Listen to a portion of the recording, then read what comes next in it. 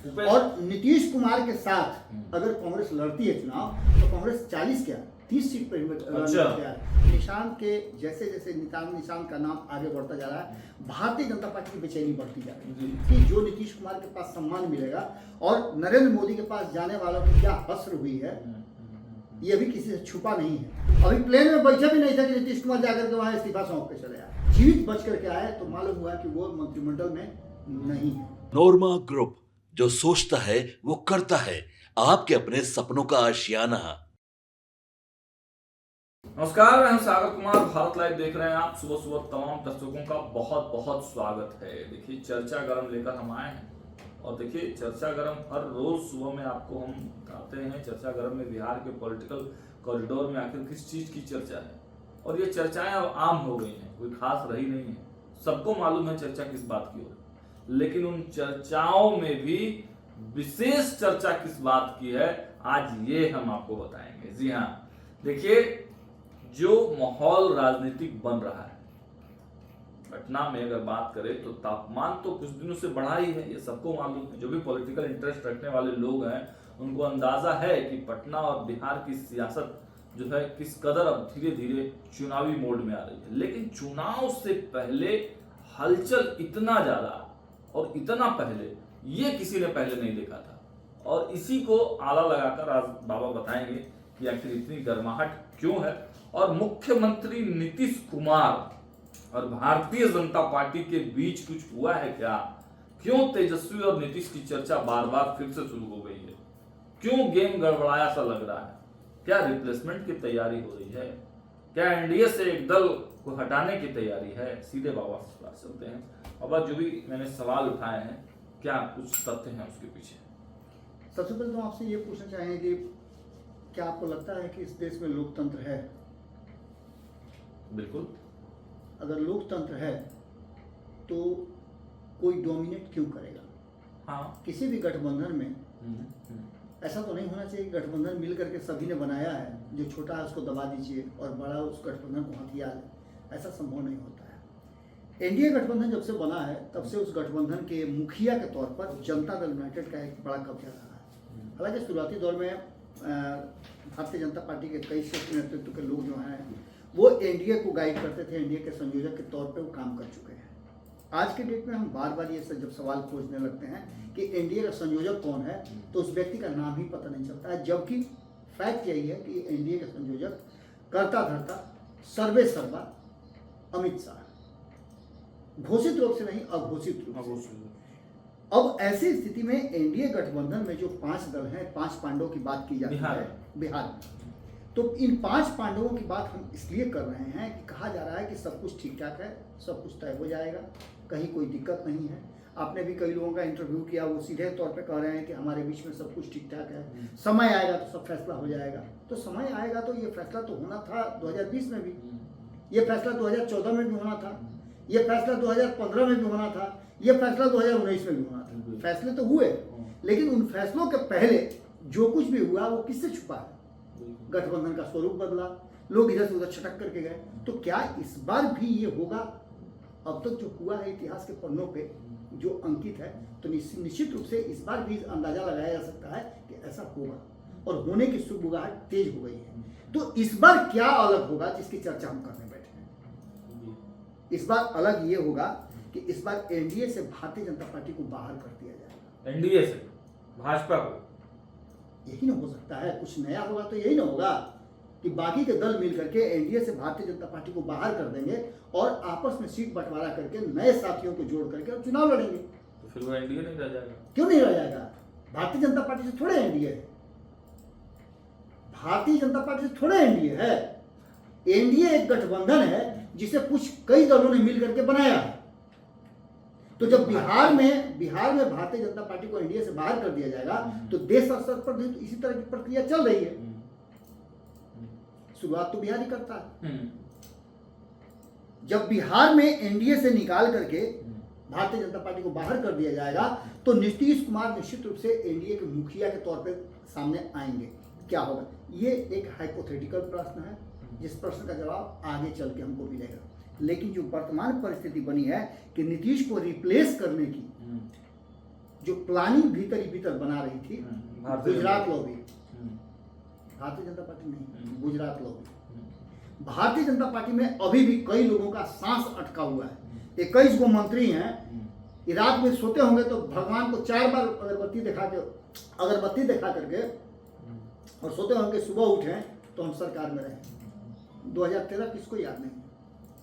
सबको। कोई कहीं गया था, कोई कहीं गया था और हुआ क्या, अश्विनी चौबे बद्रीनाथ गए हुए थे जी।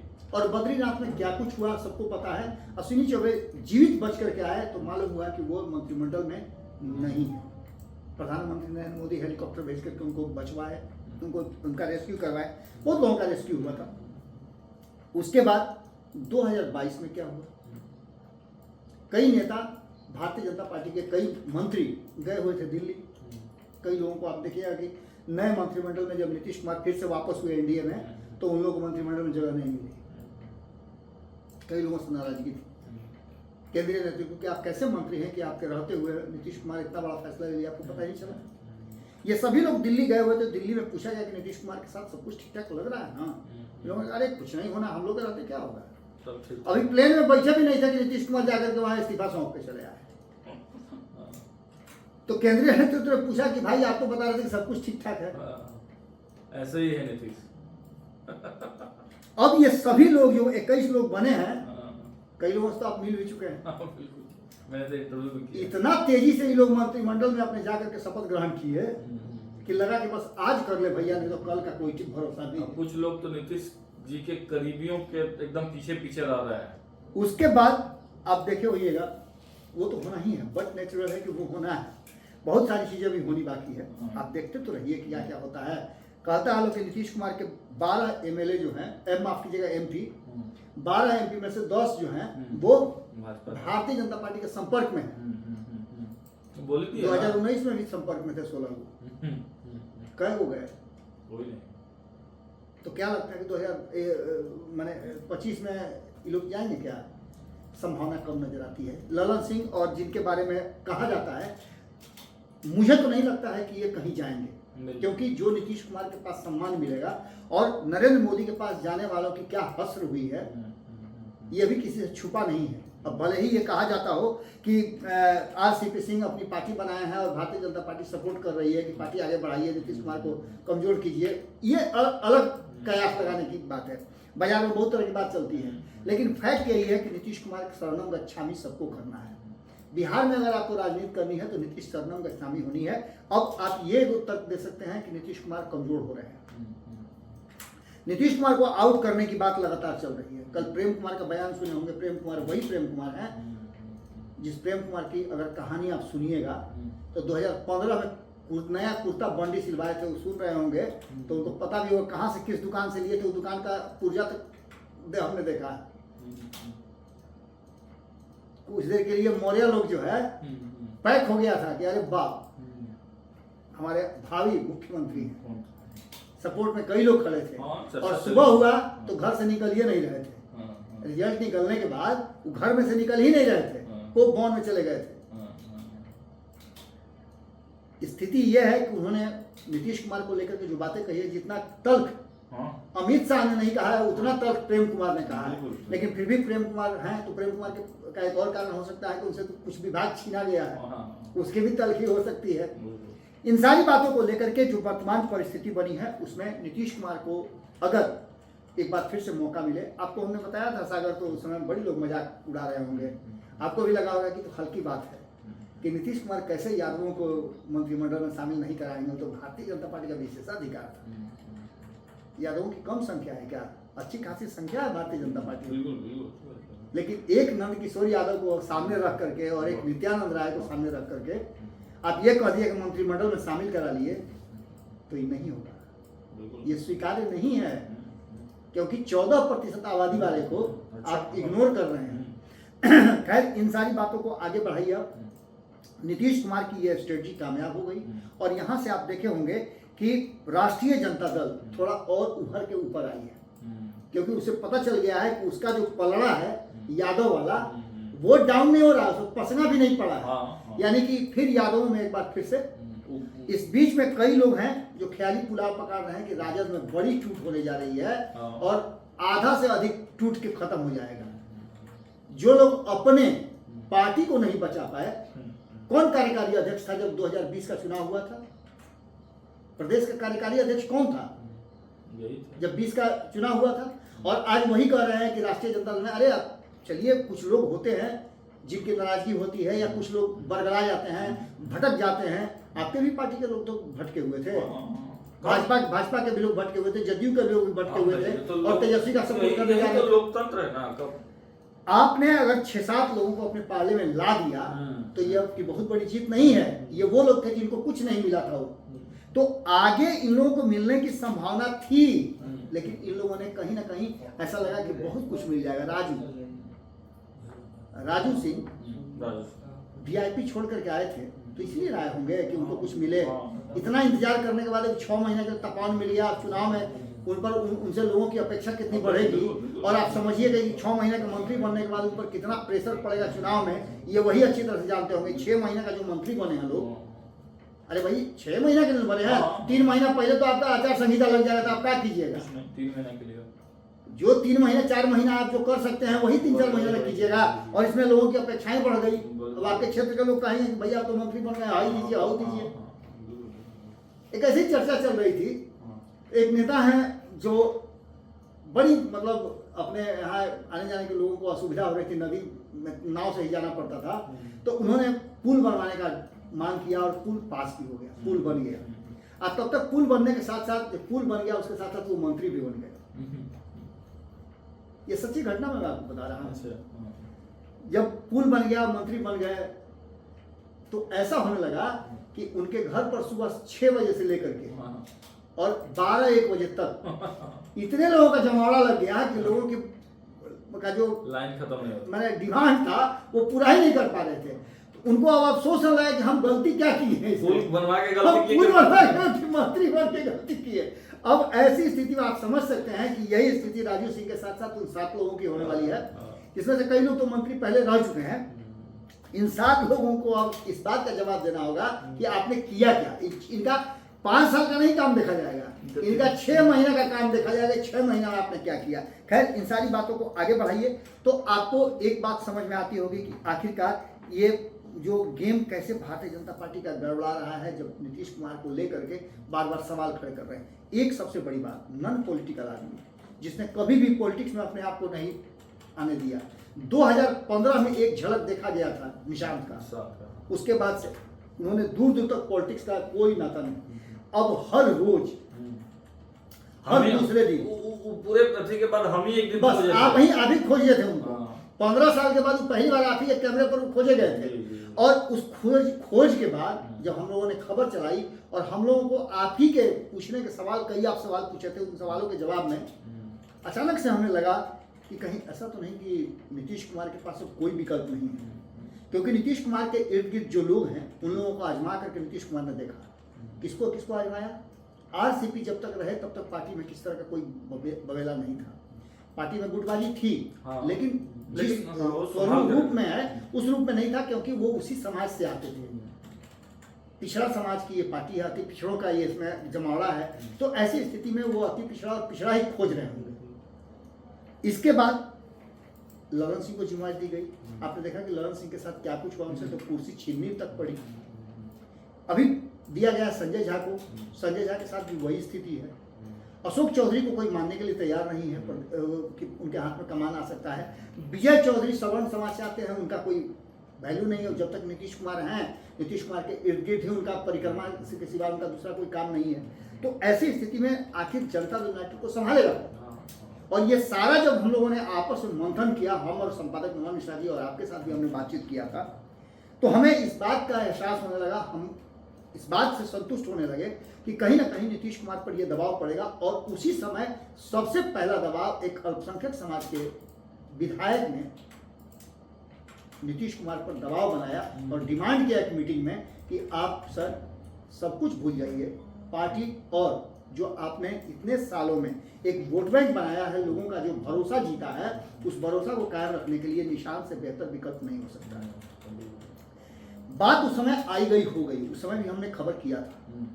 उसके बाद सबसे पहले आप ही के चैनल पे इसी पंचनामा पे इंटरव्यू के दौरान वशिष्ठ नारायण सिंह के पुत्र प्रशांत ने इस बात को बताया और बहुत खुल करके बताया, बिना आग के धुआं नहीं होती है।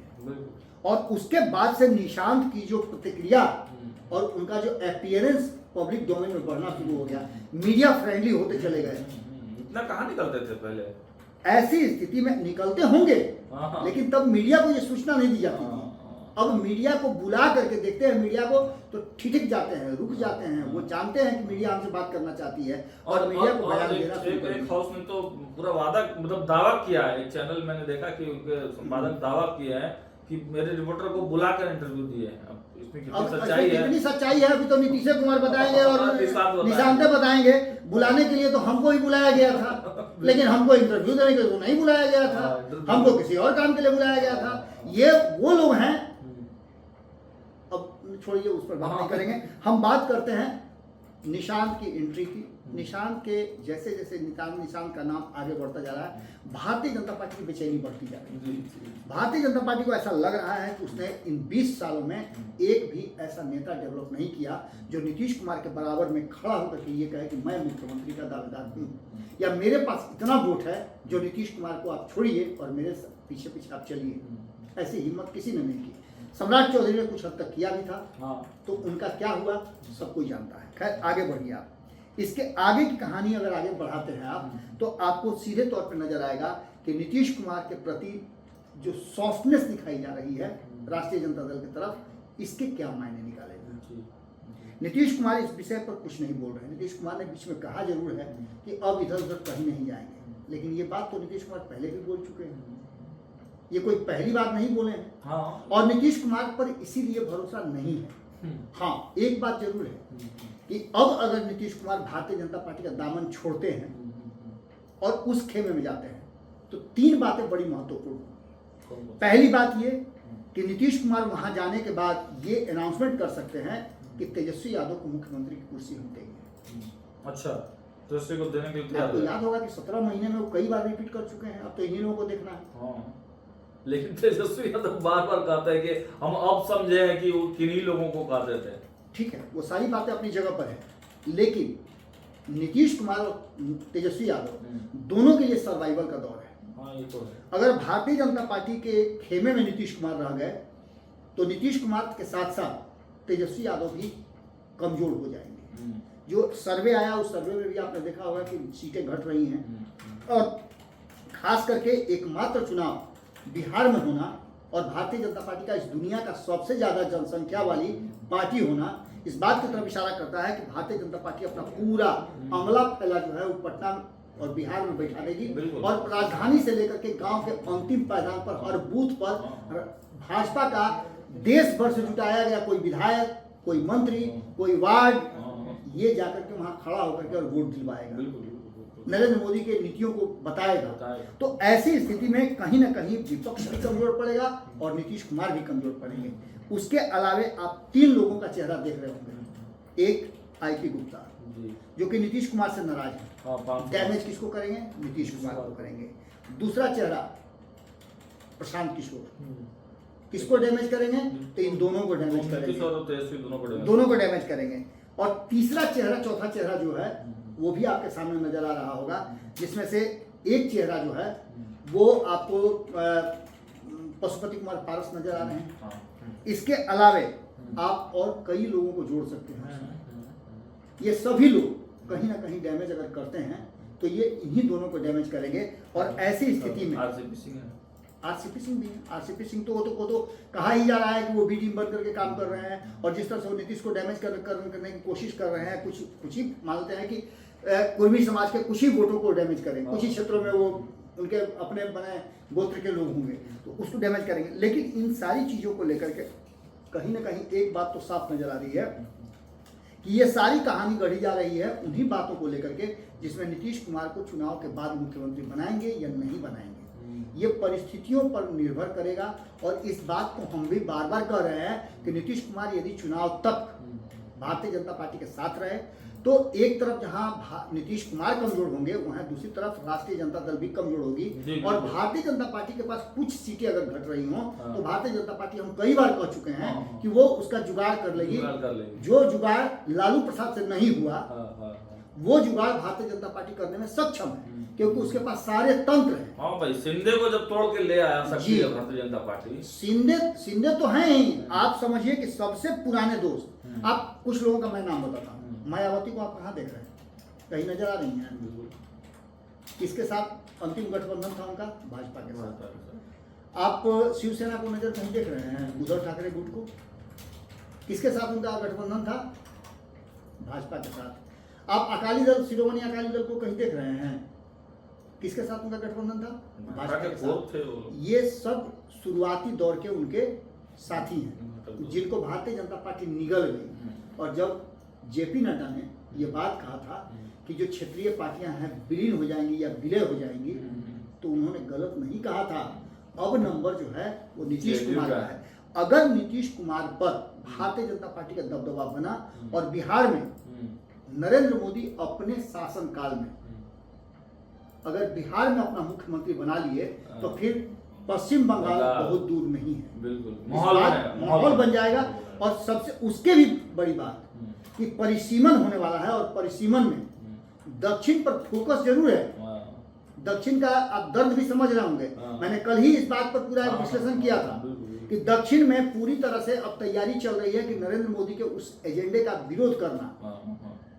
अब ऐसी स्थिति में आप समझ लीजिए कि जब हिंदी पट्टी के क्षेत्रों में और पूर्वांचल में, मिडिल ईस्ट में, जब भारतीय जनता पार्टी मजबूत हो जाएगी, अभी भी 21-22 राज्यों में उसके सरकार है, तो जब मजबूत हो जाएगी और बिहार जैसे राज्य में अकेले दम पर आ जाएगी, तो आप समझिए कि बिहार जो है वो उभरता है।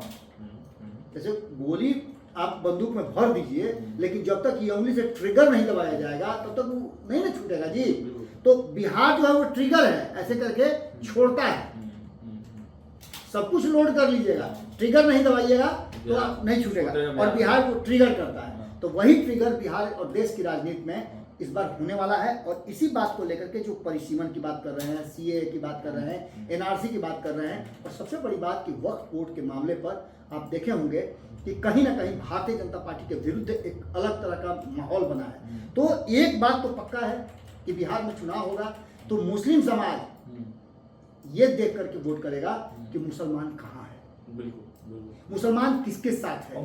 अगर ऐसा होता तो 4 सीटों का जो चुनाव हुआ उसमें जीतना चाहिए था इनके प्रशांत किशोर के कैंडिडेट को, लेकिन सिर्फ वो डैमेज किए और कुछ नहीं कर पाए। तो लोगों को ये समझ में भी आ गया है कि प्रशांत किशोर भी वोट काटेंगे। बाकी की चीजें आप समझ ही रहे हैं अच्छी तरह से। यानी कि सीधी तौर पे नीतीश कुमार यदि उस खेमे में चले जाते हैं तो मुसलमानों का वोट एक मुश्त जो है इधर उधर बिखर के नहीं उधर जाएगा।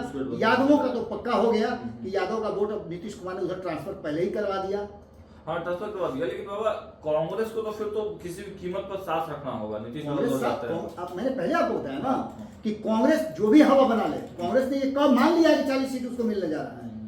और नीतीश कुमार के साथ अगर कांग्रेस लड़ती है चुनाव तो कांग्रेस 40 क्या 30 सीट पर तैयार है।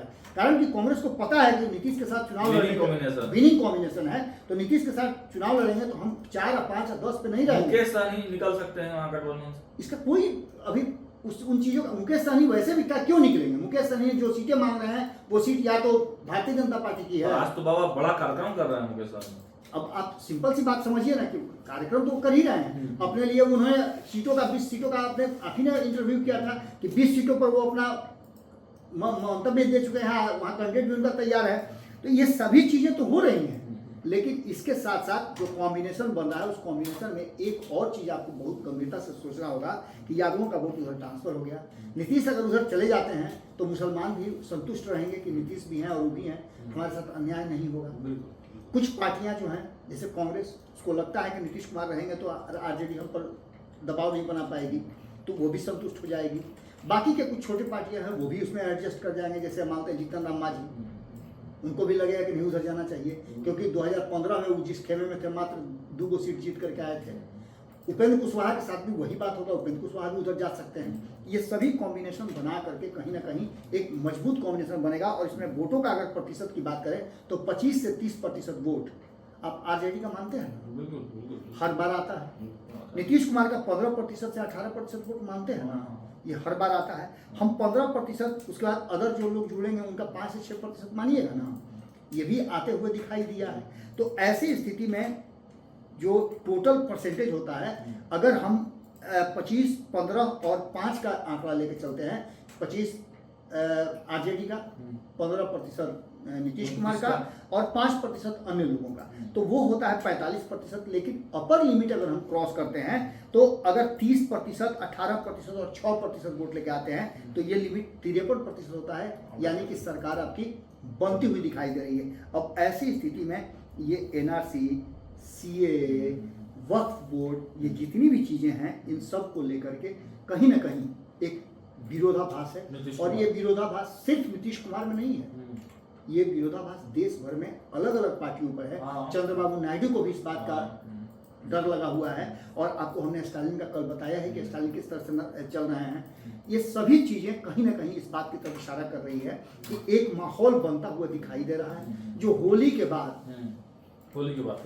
मैं पहले भी बता रहा था आपको कि होली के बाद जो खरमास उतरता है अप्रैल में, अप्रैल से आपको जब सत्तू खा लीजिएगा तो सत्तू खा करके कहा जाता है कि सब शुद्ध हो जाता है, सब कुछ बदलता हुआ दिखाई दे रहा है। और वहां से एक अलग बिहार में आपको समीकरण अगर देखा जाए बने, कोई आश्चर्य नहीं होना चाहिए। समीकरण बने तो कोई आश्चर्य नहीं होना चाहिए आपको। देखिए, सुगबुगाहट तेज है और बिहार में सत्ता के जो खेल चल रहे हैं इस वक्त, कभी भी कुछ भी हो सकता है।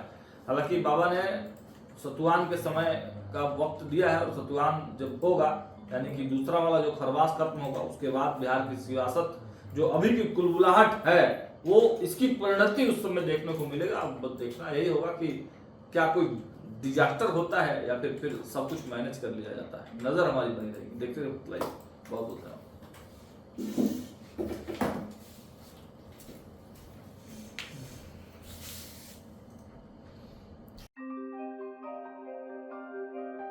आपके सपनों को हमने सजाया है, ई होम्स पैनोरमा को हमने बनाया है। ई होम्स मेरा एक सपना था जिसपे मैं पिछले 4 साल से काम कर रहा था। हमने जो बनाया है वो सबने है माना। ई होम्स पैनोरमा में हो आपका भी आशियाना। और फाइनली हमने 2021 में इस प्रोजेक्ट को लॉन्च किया। बहुत लोग अप्रिशिएट कर रहे हैं कि पूर्णिया जैसे शहर में, बिहार के, एक तो बिहार की बात करें उसमें भी पूर्णिया जैसे छोटे जगह में इस तरह का लाइफस्टाइल देना, ये सुन के हम लोगों को बहुत अच्छा लगता है। ई होम्स में हमने कुछ और भी किया है, जैसे हम जिस जगह में रह रहे हैं हमारे फैमिली सिक्योर हो, उनको सिक्योरिटी का ध्यान में रखा है। आपकी सुविधा और सुरक्षा आपके लिए खास है, ये आपका विश्वास है। इसमें आर्टिफिशियल इंटेलिजेंस का 7 लेयर सिक्योरिटी का हमने इस्तेमाल किया है। लस ग्रीन कैंपस को बनाया है। यदि हमारा बाउंड्री वाल है तो वो वर्टिकल गार्डन है। ये जितनी भी फैसिलिटी होता है एक इंटरनेशनल टाउनशिप में ई होम्स है, ये हम लोग विश्वास नहीं कर पा रहे हैं। जो भी हमारे मित्र, दोस्त या जो भी हमारे बाहर के बाहर आते हैं तो हम लोगों को बहुत अच्छा सुनने को मिलता है और बहुत अच्छा क्रेडिट मिल रहा है। वो सारा हमने सिर्फ एक बिल्डिंग नहीं बनाया, हमें एक बहुत अच्छा लाइफस्टाइल दिया ई होम्स में। और मेरा एक सपना था जिसको मैं आज फुलफिल होते हुए देख पा रहा हूँ। ये आपका आवास है। ई होम्स पैनोरमा में अब आपका निवास है। E Homes Panorama, luxurious lifestyle redefined. Panorama group, जो सोचता है वो करता है। अगर ये वीडियो पसंद आई और वह बिहार के राजनीति और बिहारियत से सरोकार रखेनी तो सब्सक्राइब बटन दबा के चैनल के सब्सक्राइब कर ली। ओजे एगो घंटी बा, ओकरा बटन दबा देला से कुल सटीक और मारक खबर रुआ मुफ्त में मिल जाई। अगर रुआ पत्रकारिता के हमनी के नया प्रयोग में सहयोग कर चाहतानी तो ज्वाइन बटन दबा दी। पेटीएम नंबर नोट कर ली 9386816700।